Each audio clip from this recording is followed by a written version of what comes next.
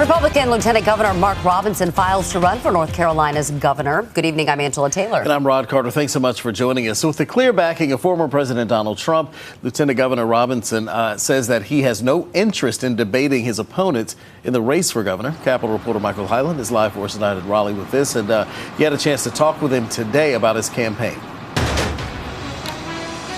Right. He came here today to formally get on the ballot, and he also reacted to a comparison that former President Donald Trump made between him and Dr. Martin Luther King Jr.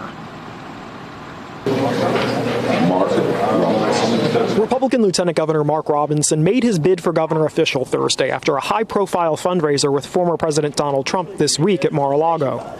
Trump praised Robinson for his speeches, even saying he's, quote, better than Martin Luther King Jr. Those are big shoes to fill, but he has a lot of confidence in us, and I took it as a compliment, but I certainly don't believe it myself. Neither do his opponents in the Republican primary for governor.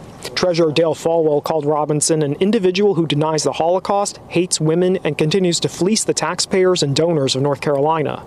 In addition to Folwell, attorney Bill Graham is in the race, pledging $5 million of his own money and criticizing Robinson in an interview with me earlier this week. He's not who you think he is. What do you mean by that? He's got a poor record of attendance. He's missed about 60% of the State Board of Education, which he sits on meetings.